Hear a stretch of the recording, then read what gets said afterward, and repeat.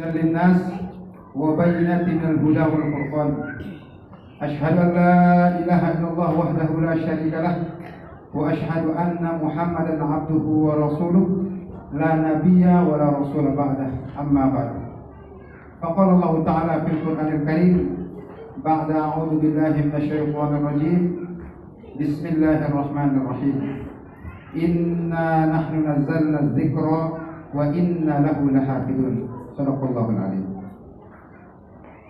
Yang terhormat Kepala Cabang Tilawati Lombok Al-Mukarram Tuan Guru Haji Muhammad Haris SPDI, yang kami hormati Al-Ustadz Winarto selaku Kepala KPA Koordinator Pengembangan Al-Quran Kota Mataram sekaligus pembina Rumah Tahfiz atau TPQ Baitur Rahman Fajrul Kapenan, yang kami hormati Al-Mukarram Tuan Guru Haji Ibrahim Salim SPDI selaku Ketua Koordinator Pengembangan Al-Quran Kabupaten Lombok Barat,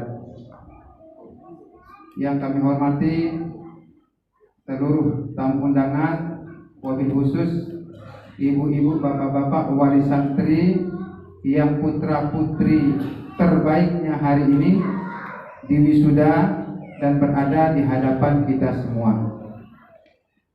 Pertama-tama marilah kita memanjatkan puji syukur kehadirat Allah Subhanahu wa taala, karena Allah Subhanahu wa taala telah memberikan kepada kita semua nikmat sehat, nikmat sempat. Berikutnya marilah kita sama-sama melayangkan salawat serta salam kepada junjungan alam Nabi besar Muhammad sallallahu alaihi wasallam. Karena menjadi umat baginda Rasulullah sallallahu alaihi wasallam ini adalah satu keberkahan yang luar biasa bagi kita. Di antaranya baginda Rasulullah sallallahu alaihi wasallam diberikan mukjizat yang tidak pernah diberikan oleh Allah Subhanahu wa taala kepada nabi-nabi lainnya, yaitu mukjizat Al-Qur'an.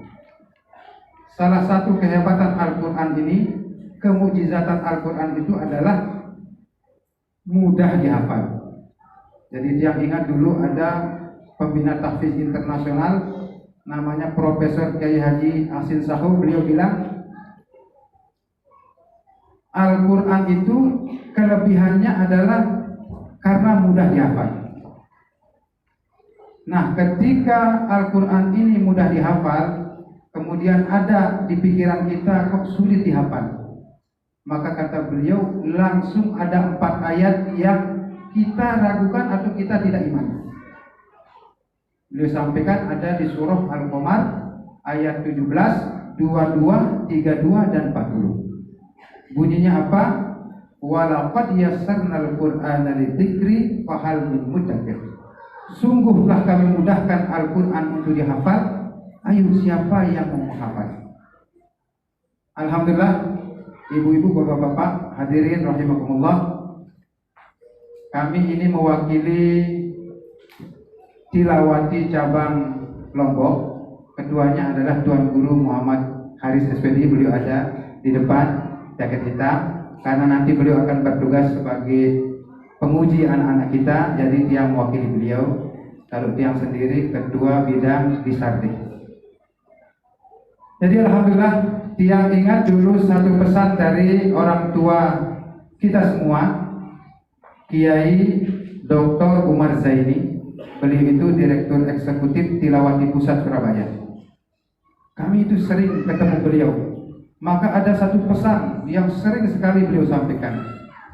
Beliau mengutip ayat di dalam Al-Quran surah Fatir ayat yang ke-32 yang berbunyi tsumma awrathnal kitabal ladzina astafaina min ibadina wa minhum zalimun li nafsihi wa minhum muqtasid wa minhum sabiqun bil khairati bi idznillah dzalika huwal fadlul kabir. Tsumma awrathnal kitab, firman Allah, kemudian kami wariskan Alkitab yaitu Al-Quran alladzina astafaina min ibadina, kepada hamba-hamba pilihan kami. Mohon maaf agak sensitif sedikit. Hari ini musim pemilihan, ya. Mohon maaf sekali. Ini kaitannya nanti bagaimana nilai kita dipilih oleh Allah. Jadi hari ini kita ini semua dipilih oleh Allah. Allah bikin pernyataan. Alladzina astafaina min ibadina. Kami wariskan Al-Quran kepada hamba-hamba pilihan kami. Kita semua ini dipilih oleh Allah. Sebagaimana layaknya warisan, maka yang pertama zalimun li nafsihi. Dia menzalimi dirinya sendiri. Masa bodoh tidak mau tahu dengan warisan itu. Yang kedua, wa minhum muqtasid. Yang kedua ini golongan pertengahan. Warisan ini kalau ingat ya dibuka, kalau enggak ya sudah dibiarkan begitu saja. Yang ketiga, wa minhum sabiqum bil khairati biidznillah.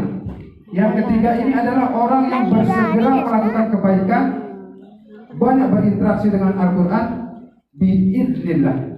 Jadi ayat ini di sana ditambahkan dengan izin Allah.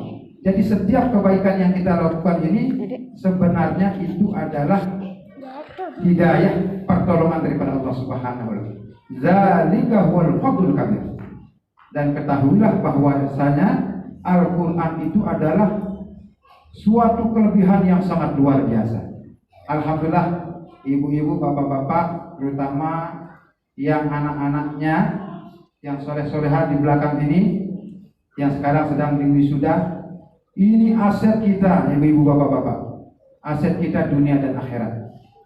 Mudah-mudahan nanti anak-anak kita ini, sebagaimana tema kita, anak-anak kita ini akan menjadi generasi Qur'ani, pelopor kebangkitan umat dan bangsa.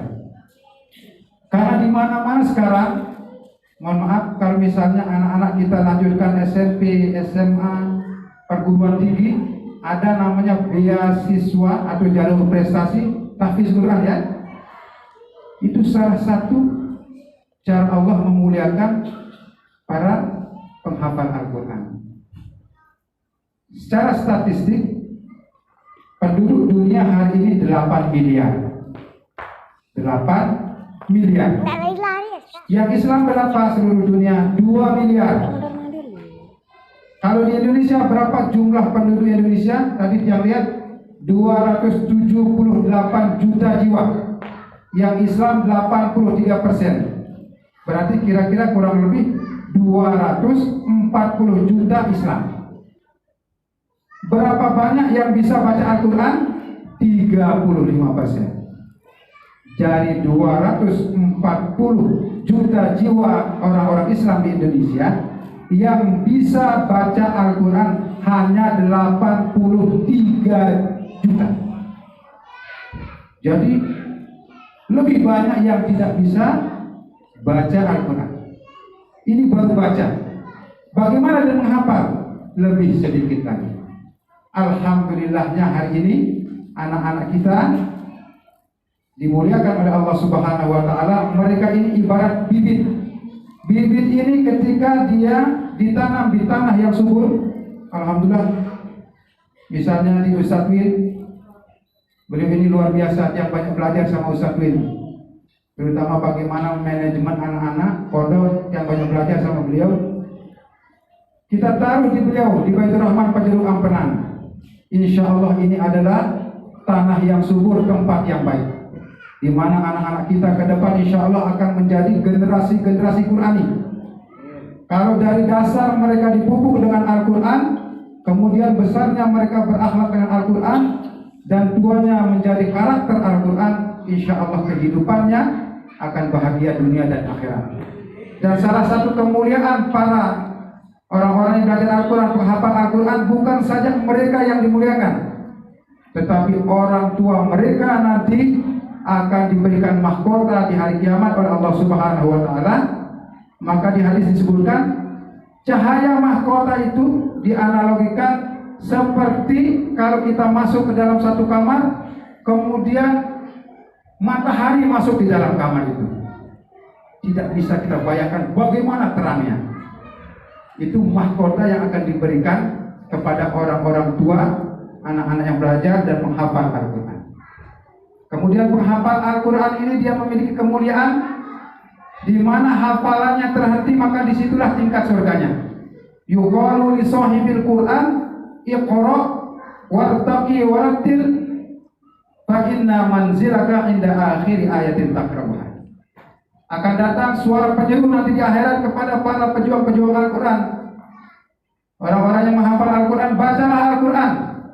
Naiklah tangga demi tangga. Sesungguhnya kedudukanmu surgamu pada ayat terakhir yang kau baca. Jadi ibu-ibu, bapak-bapak, kalau hafalan kita juz 30, mohon maaf, jangan mimpi surganya tinggi-tinggi ya. Beda kalau hafalannya 30 juz. Kadang-kadang kita ini belum ngapal sudah bilang susah ngapal. Allah menurut prasangka hambanya. Kalau belum kita bilang susah, ya Allah bikin susah kita. Padahal Allah mengulang 4 kali di surah Al-Qamar tadi yang sampaikan, sungguh telah kami mudahkan Al-Quran dihafal. Kalau Allah bilang mudah kok tiba-tiba kita bilang sulit, kira-kira bagaimana? Ya, ada satu orang bos kita, mohon maaf bos, kayaknya sulit nih. Marah bos kita, sudah keluar PHK. Untung Allah tidak langsung PHK kita sebagai hambanya. Jadi ibu bapak-bapak, hadirin yang dirahmati Allah Subhanahu wa taala, sebenarnya bukan kata sambutan yang ditunggu-tunggu, makanya jangan cepat selesaikan, karena yang ditunggu adalah nanti prosesi uji publik atas nama pengurus Tilawati Cabang Lombok yang mendoakan semoga anak-anak kita yang soleh-soleha, wisudawan-wisudawati ini bukan berhenti sampai di sini, tapi terus, karena yang kita sedang pelajari ini adalah salah satu dari kurang lebih 980 cara baca Al-Quran. Baru satu. Kita ini yang kita pelajari namanya qiraat Imam Asim, riwayat Imam Hafs. Baru satu ibu-ibu bapak. Jadi anak-anak kita harus terus kita support, kita dukung untuk mereka terus belajar Al-Quran. Dan akhirnya mohon maaf kalau ada salah kata. Akhirul kalam, wabillahi taufiq wal hidayah. Wassalamualaikum warahmatullahi wabarakatuh.